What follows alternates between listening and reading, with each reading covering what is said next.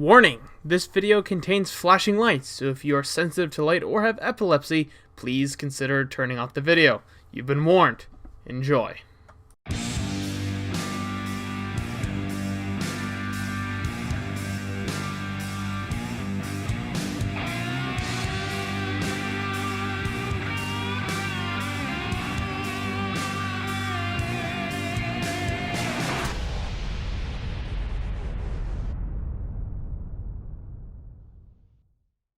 What's going on, ladies and gents? DJBruce here, bringing you guys today some more operator ideas with Thunderspear, because it's operator week. I'm a bit tired from recording a lot. What's going on, Thunder? Not a whole lot. That's good. So today, what are we covering? Today we are covering the Swedish Nationella Insatsstyrkan. Yeah, still not saying it. I can't do it. I'm sorry. I'm really bad with names. I'm gonna butcher it to all hell.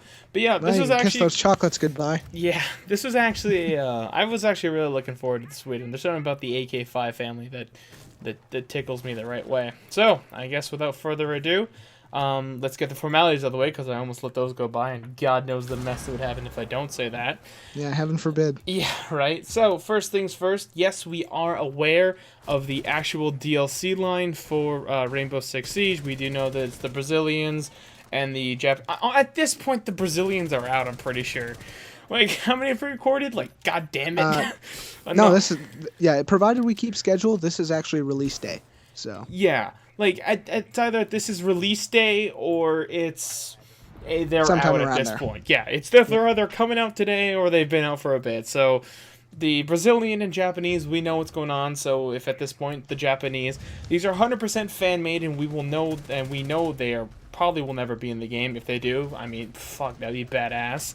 And 100% goes to Thunderspear. If some things do line from other people's ideas, some things can be very common. A lot of times, thinking of things that fit in Rainbow Six Siege, a lot of things cross paths. I think I've covered everything.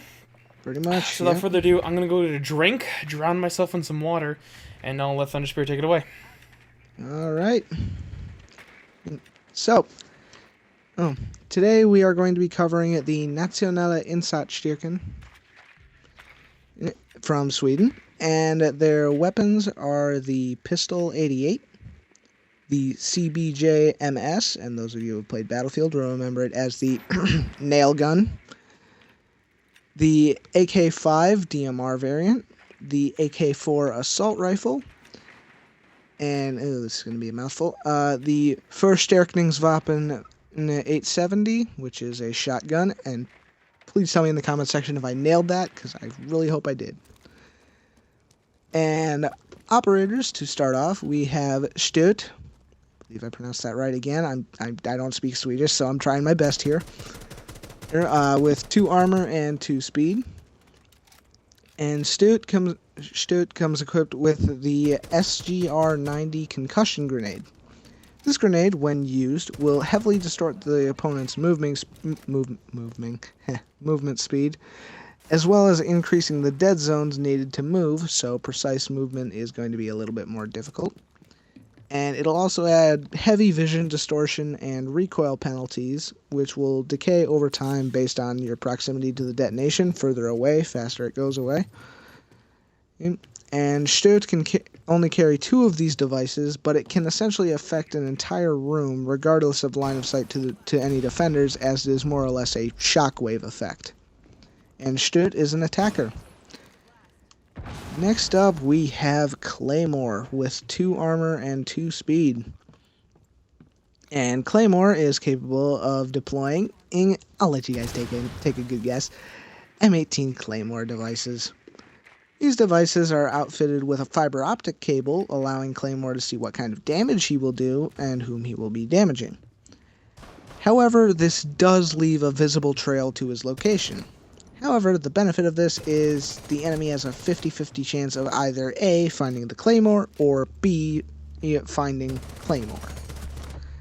So, this means he's much less useful across high traffic areas, so it's advised that you stay in the room your Claymore is in. So he should remain in cover behind his Claymores, and they must be placed, and they're placed similarly to a deployable shield. You deploy the little legs on the bottom, set them down, and you roll out the detonator. They do have a set time, so you can set down the detonator if you want to move away from the range of the detonator, because it will keep you in place as far as the detonator can go. Attackers cannot actually pick up the detonator, but but Claymore can return to it at a later time, but he needs to be holding the detonator to see what it sees or detonate it. So shields will likely block most of the balls, which will lower the damage your team takes. Thanks. For those of you who do not know, Claymores fire little ball bearings, and that's what makes them so dangerous. But they will still take damage to their legs and arm, provided you're not Montaña and soaking up the entire thing. And Claymore is a defender. Next up, we have one that, since they are snipers, I threw in here. Next up, we have Cal with 2 armor and 2 speed. Cal uses an AG-90 anti-material sniper rifle as his primary weapon. I'm going to slice right in here. Yeah. This is the one I've been looking forward to. Yeah. Like, straight up. I forgot to fix that. He does have an SMG for his primary weapon. But we'll get into that in a second. All right, sorry, yeah. Thunder. I'm out.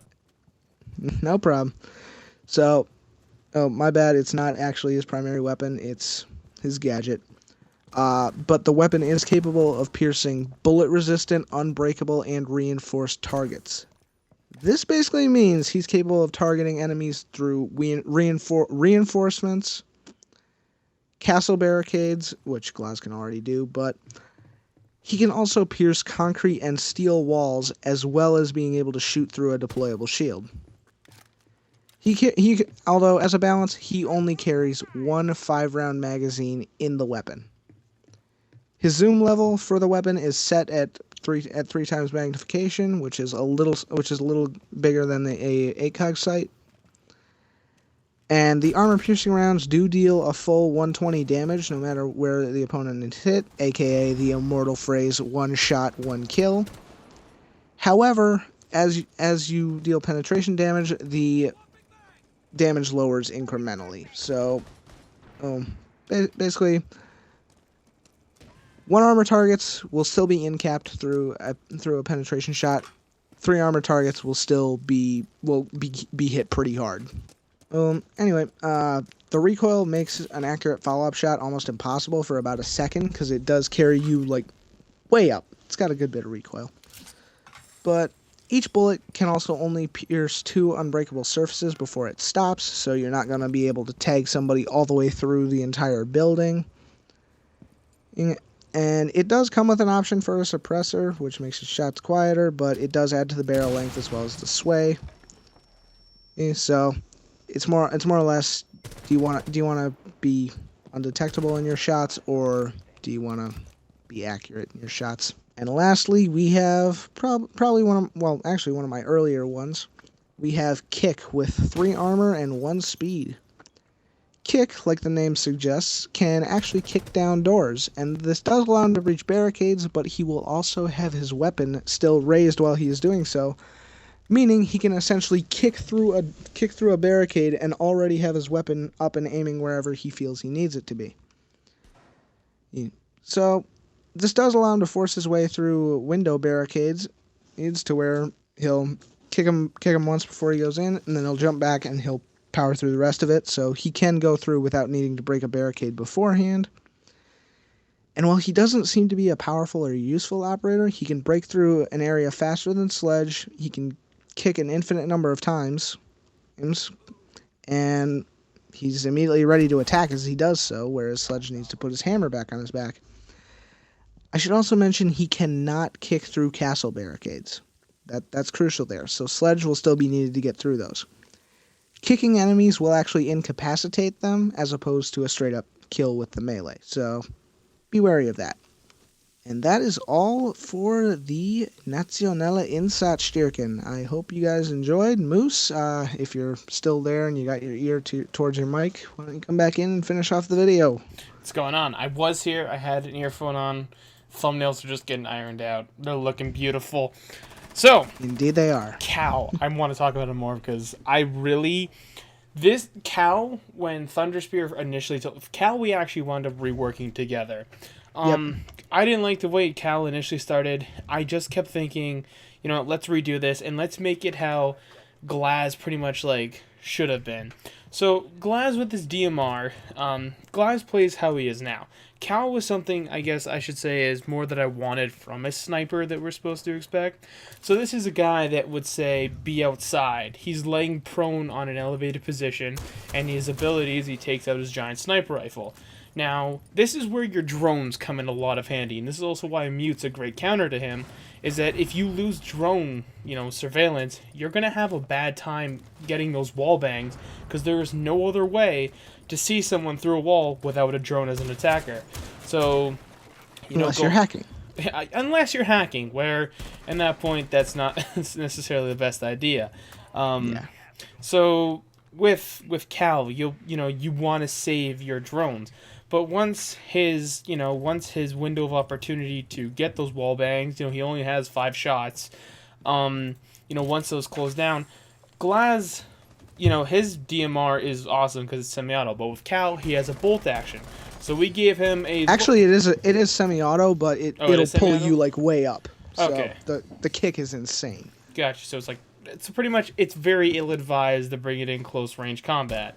So with Cal, he can, after he puts his ability away, which is a sniper, he takes out, say, his SMG and goes to town. Now, the SMGs, as we know, are lower damaged, but they're meant for close range.